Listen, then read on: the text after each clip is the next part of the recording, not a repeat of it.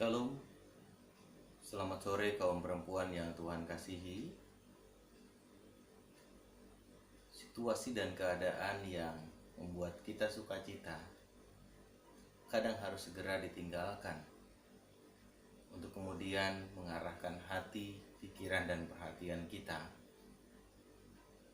agar ditujukan kepada rangkaian dan maksud Tuhan di tengah perjalanan hidup ini. Seperti yang baru saja saya alami, sukacita dan kesenangan berada di depan layar kaca, di depan perangkat kerja, tidak jarang harus menjadi bagian yang ditinggalkan sejenak untuk memusatkan perhatian, menyambut kembali akan sapaan firman Tuhan di tengah kehidupan kita. Tak terkecuali pada sore hari ini saya mengajak ibu-ibu para perempuan yang Tuhan kasihi dimanapun berada, untuk sejenak kita tinggalkan aktivitas kita, mengarahkan fokus dan perhatian kita kembali mendengar dan merenungkan kebenaran sabda Tuhan. Mari ibu-ibu yang Tuhan kasihi, kita rendahkan diri, kita memohon kuasa dan pertolongan Roh Kudus sebelum kita bersama-sama membaca dan mendengarkan firman Tuhan. Mari kita berdoa. Bapa di sorga, kami bersyukur kepadamu. Sore hari ini kami kembali dapat bersama-sama memberikan perhatian dan fokus untuk kembali mendengarkan kebenaran firman Tuhan. Mampukanlah kami untuk mendengarkan dengan baik. Mampukanlah kami untuk merenungkannya dengan sukacita. Dan mampukanlah kami juga untuk melakukan kebenaran sabda Tuhan dimanapun kami berada. Berfirmanlah Tuhan kepada kami selaku para perempuan. Kami siap mendengarkan. Amin. Para perempuan yang Tuhan kasihi, sabda Tuhan pada sore hari ini kita akan dengarkan bersama-sama dalam kesaksian penulis Injil Matius, sebagaimana dituliskan dalam Injil Matius pasal 24 ayat 29 hingga ayat yang ke-44. Secara utuh saya akan membacakan bagian ini untuk para perempuan dimanapun berada, baik di rumah ataupun sedang memberikan perhatian dalam bakti dari tempat pekerjaannya. Demikian firman Tuhan berkata, kedatangan anak manusia, perumpamaan tentang pohon ara. Segera sesudah siksaan pada masa itu, matahari akan menjadi gelap dan bulan tidak bercahaya, dan bintang-bintang akan berjatuhkan dari langit, dan kuasa-kuasa langit akan goncang. Pada waktu itu akan tampak tanda anak manusia di langit, dan semua bangsa di bumi akan meratap, dan mereka akan melihat anak manusia itu datang di atas awan-awan di langit, dengan segala kekuasaan dan kemuliaannya. Dan ia akan menyuruh keluar malaikat-malaikatnya dengan meniup sangkakala yang dahsyat bunyinya. Dan mereka akan mengumpulkan orang-orang pilihannya dari keempat penjuru bumi, dari ujung langit yang satu ke ujung langit yang lain. Tariklah pelajaran dari perumpamaan tentang pohon ara. Apabila ranting-rantingnya melembut dan mulai bertunas, kamu tahu bahwa musim panas sudah dekat. Demikian juga jika kamu melihat semuanya ini, ketahuilah bahwa waktunya sudah dekat, sudah di ambang pintu. Aku berkata kepadamu, sesungguhnya angkatan ini tidak berlalu sebelum semuanya ini terjadi. Langit dan bumi akan berlalu, tetapi perkataanku tidak akan berlalu. Tetapi tentang hari dan saat itu, tidak seorang pun yang tahu, malaikat-malaikat di sorga tidak, dan anak pun tidak, hanya Bapa sendiri. Sebab sebagaimana halnya pada zaman Nuh, demikian pula halnya kelak pada kedatangan Anak Manusia. Sebab sebagaimana mereka pada zaman sebelum air bah itu makan dan minum, kawin dan mengawinkan, sampai kepada hari Nuh masuk ke dalam bahtera, dan mereka tidak tahu akan sesuatu sebelum air bah itu datang dan melenyapkan mereka semua. Demikian pula halnya kelak pada kedatangan Anak Manusia. Pada waktu itu, kalau ada 2 orang di ladang, yang seorang akan dibawa dan yang lain akan ditinggalkan. Kalau ada 2 orang perempuan sedang memutar batu kilangan, yang seorang akan dibawa dan yang lain akan ditinggalkan.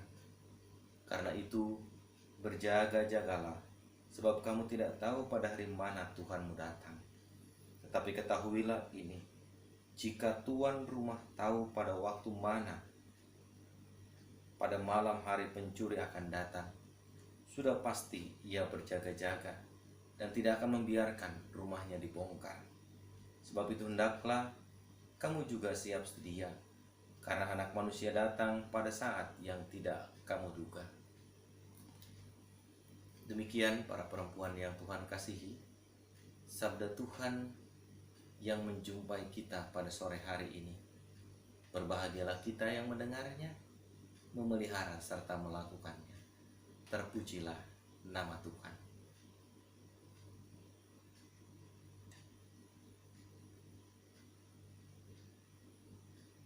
Saudariku yang Tuhan kasihi,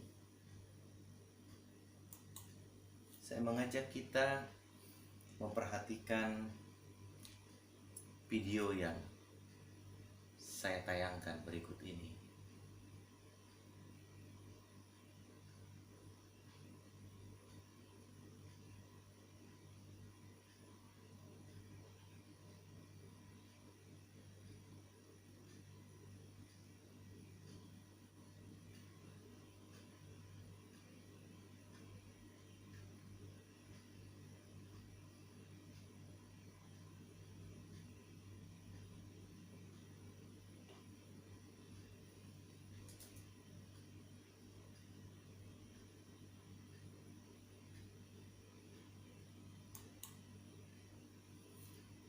Mungkin video itu tak terlihat dengan jelas oleh ibu-ibu, saudariku yang Tuhan kasihi, mengingat diambil dari jarak yang cukup jauh. Tapi setidaknya saya mau menggambarkan bahwa ada banyak hal dalam perjalanan hidup ini bisa terjadi dengan begitu cepat. Ada banyak hal dalam hidup ini bisa terjadi dan melahirkan sebuah perubahan yang sangat drastis dan fenomenal.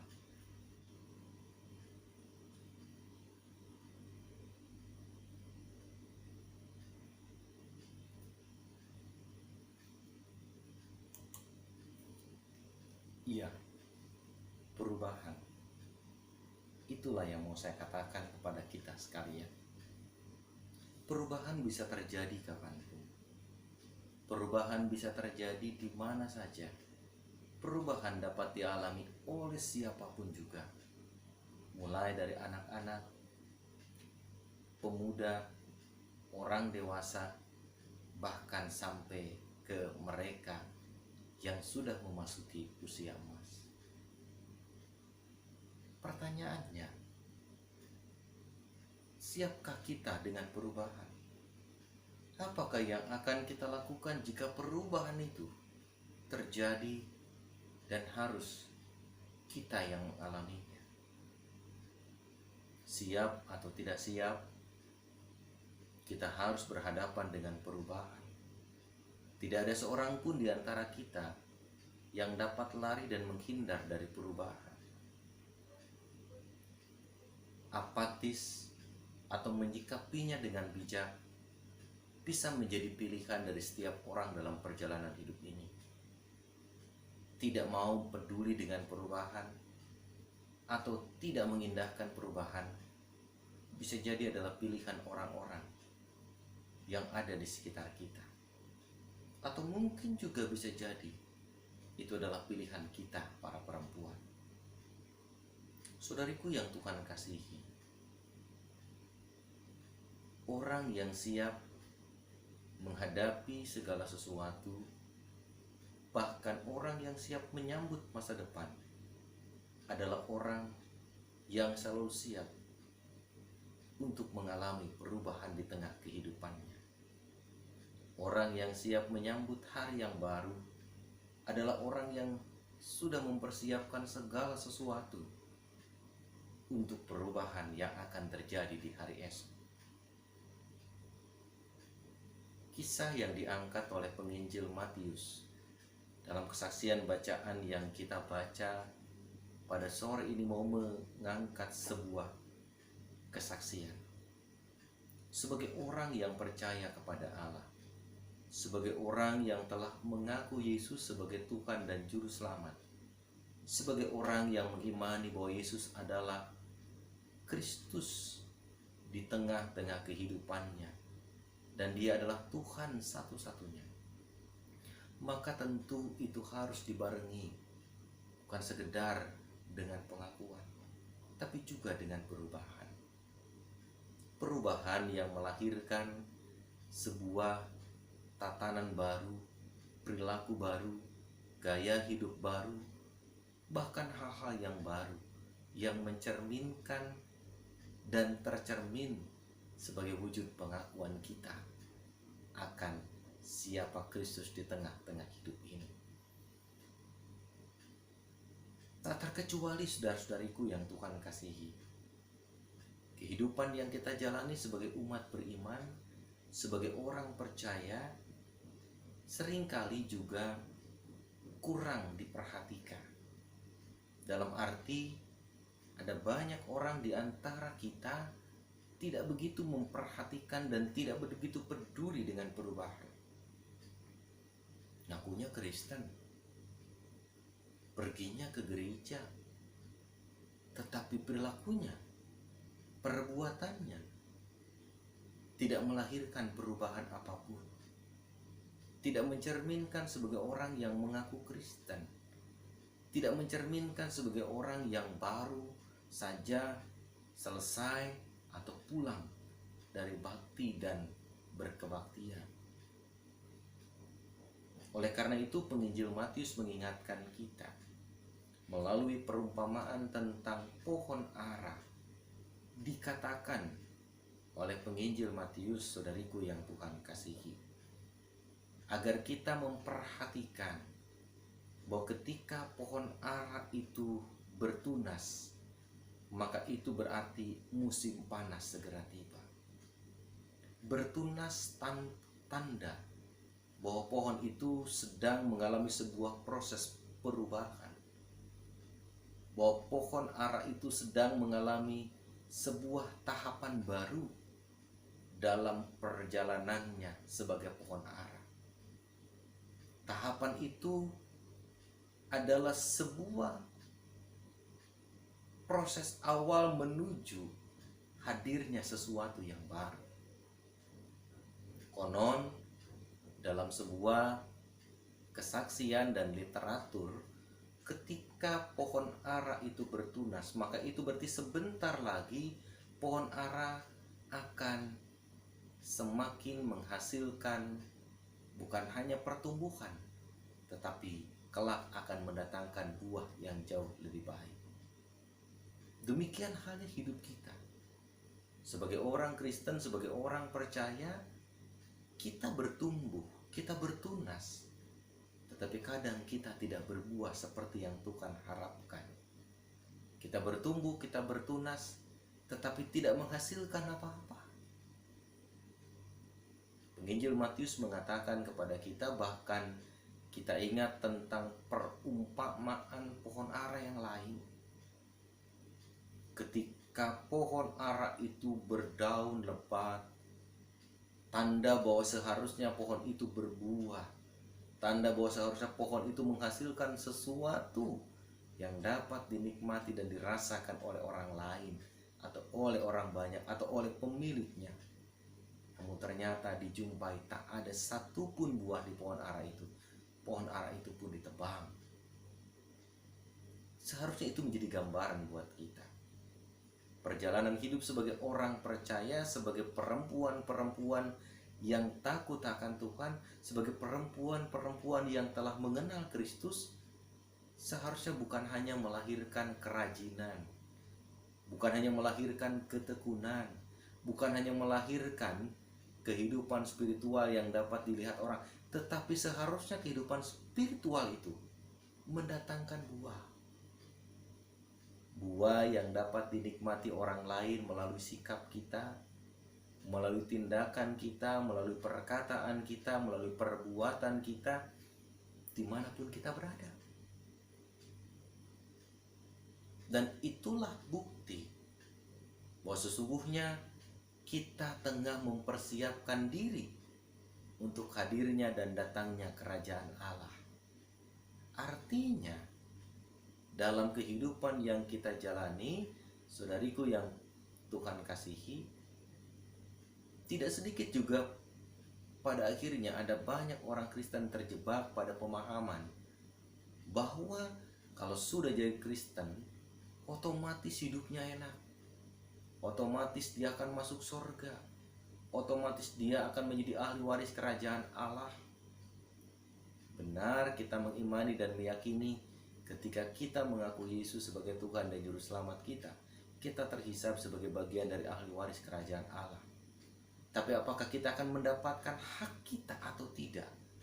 Maka itu sangat tergantung dari sikap kita sebagai ahli waris. Ditunjukkanlah tindakan dan perbuatan kita yang sungguh-sungguh dan berkenan kepada Allah sesuai dengan kapabilitas sebagai seorang ahli waris. Atau justru kita menganggap segala sesuatu akan terjadi otomatis. Memperhatikan kesaksian penginjil Matius pada kesempatan sore ini, justru kita diingatkan sebagai orang-orang percaya yang percaya kepada Yesus. Hidup kita tidak boleh berhenti hanya pada sebuah pengakuan. Tidak boleh berhenti hanya dengan sekedar percaya. Tapi pengakuan dan kepercayaan kita itu harus dibuktikan dengan menunjukkan kepekaan kita terhadap perubahan. Salah satunya adalah tentang hadirnya kerajaan Allah di tengah perjalanan hidup ini. Tanda-tanda kehadiran kerajaan Allah itu harus menjadi bagian yang disikapi dan diantisipasi oleh kita dengan memperlihatkan kehidupan yang terus berbuah. Sama halnya pohon ara yang bertumbuh, bertunas dan menghasilkan buah. Demikian pula hidup kita. Pengakuan kita akan Allah seharusnya melahirkan buah-buah yang baik dalam kehidupan kita. Sekali lagi, perubahan tak dapat kita elakkan. Modernisasi menjadi bagian yang menyekitari kehidupan kita. Tapi jangan itu membuat kita kehilangan panggilan hidup kita untuk berbuah seperti yang Kristus mau. Dan panggilan untuk berbuah bukan hanya tertuju dan terarah kepada mereka yang menjadi pelayan Tuhan, kepada mereka yang ambil bagian dalam kehidupan pelayanan gereja. Tapi kehidupan yang berbuah adalah panggilan untuk setiap orang Kristen. Apapun gendernya, apapun latar belakangnya, berapapun usianya, berbuah adalah sebuah keniscayaan yang harus kita tunjukkan di tengah perjalanan hidup ini. Oleh karena itu, peka terhadap perubahan hendaknya juga mendorong kita untuk bersikap waspada. Hendaknya juga mendorong kita untuk berjaga-jaga. Hal ini diingatkan oleh penginjil Matius. Karena pada saat itu orang justru bertindak santai. Orang justru bertindak abai. Perubahan yang ada justru bukannya semakin membuat mereka melekat kepada Allah, bukannya membuat mereka kemudian semakin menempel kepada Allah dan berbuah dalam kehidupan, Tapi yang terjadi justru sebaliknya. Dalam bagian yang kita baca, kita menjumpai kenyataan bahwa ketika terjadi sebuah perubahan, orang-orang pada waktu itu justru berbuat dan bertindak hanya untuk memuaskan kehidupan jasmani, yang notabene kehidupan jasmani itu sementara, hanya untuk memuaskan hawa nafsu, yang notabene hawa nafsu itu juga bisa membawa orang-orang pada waktu itu pada kebinasaan, juga termasuk kita, saudariku yang Tuhan kasihi. Perubahan yang ada di sekitar kita jangan kemudian membuat kita punya pandangan, punya persepsi bahwa mumpung kita masih hidup, nikmati perubahan yang ada. Kita tidak peduli bahwa sesungguhnya dalam kehidupan kita dipanggil untuk berbuah, sekalipun berada di tengah perubahan, sekalipun berada di tengah situasi dan kenyataan yang sangat dinamis, bahkan begitu dinamis. Disitulah kita dipanggil untuk tetap berbuah dan mendatangkan buah yang pada akhirnya dapat dirasakan dan dinikmati oleh semua orang. Fenomena kejadian alam yang tadi kita lihat, air laut bisa dua warna, perubahan bisa terjadi kapanpun. Maka hal itu seharusnya mengingatkan kita, di atas bumi masih ada yang berkuasa, di atas langit masih ada yang berkuasa, di dunia ini masih ada yang berkuasa. Kepada yang berkuasa itulah kita dipanggil untuk memperlihatkan kualitas kehidupan berbuah kita. Karena itu pekalah terhadap perubahan. Ketika kita dipanggil untuk peka terhadap perubahan, maka kita diajak untuk menanggalkan kehidupan lama yang bertentangan dengan kehendak Tuhan. Ketika dipanggil untuk peka terhadap perubahan, maka kita diajak untuk melepaskan hal-hal yang justru membuat kita semakin jauh dari rencana damai sejahtera Allah. Peka terhadap perubahan berarti membuat langkah kita semakin mencerminkan apa yang Allah mau dalam perjalanan hidup ini. Karena itu tunjukkanlah semua itu. Karena Allah memanggil kita untuk mewujudkannya menjadi bagian yang utuh di tengah kehidupan ini, baik kepada Allah, melalui kehidupan dengan sesama, dan dengan semesta. Tuhan memberkati kita.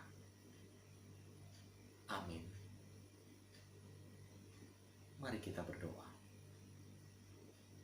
Bapa di sorga, kami datang kepadamu. Kami bersyukur untuk firman yang kami dengar saat ini.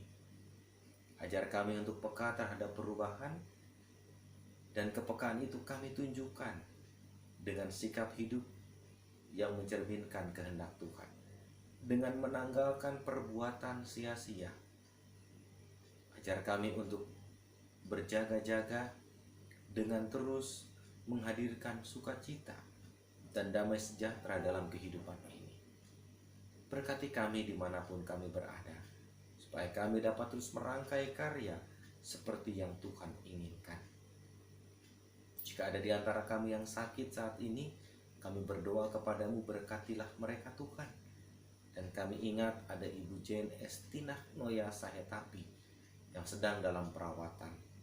Biarlah Tuhan menolong para medis, baik dokter dan perawat, menolong keluarga untuk dengan sungguh-sungguh, dengan sukacita melakukan yang terbaik untuk Ibu Jane, sehingga pada akhirnya Ibu Jane dapat kembali sehat dan dapat kembali pulih seperti semula. Kami berdoa untuk setiap berkat yang Tuhan limpahkan kepada kami. Ajar kami juga untuk bersyukur untuk setiap berkat itu dan menyatakan syukur kami melalui berbagai dukungan yang dilakukan dan diwujudkan dalam pelayanan gereja, baik persembahan ataupun hal-hal yang lain.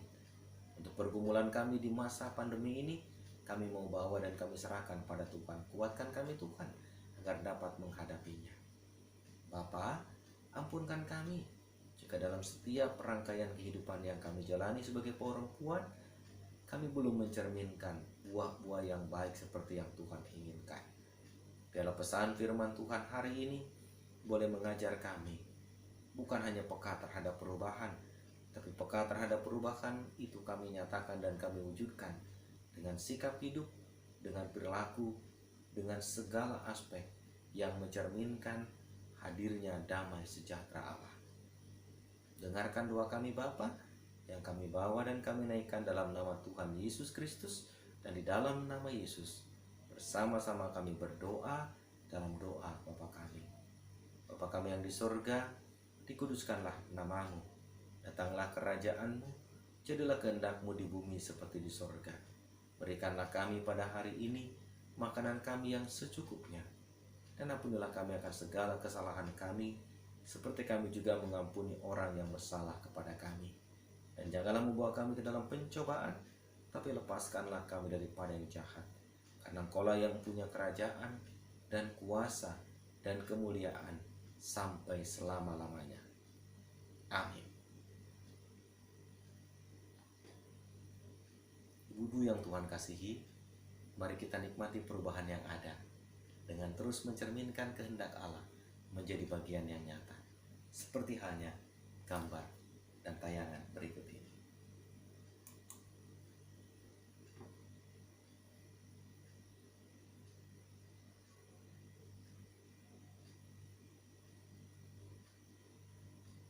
Tuhan menolong kita. Terima kasih. Shalom.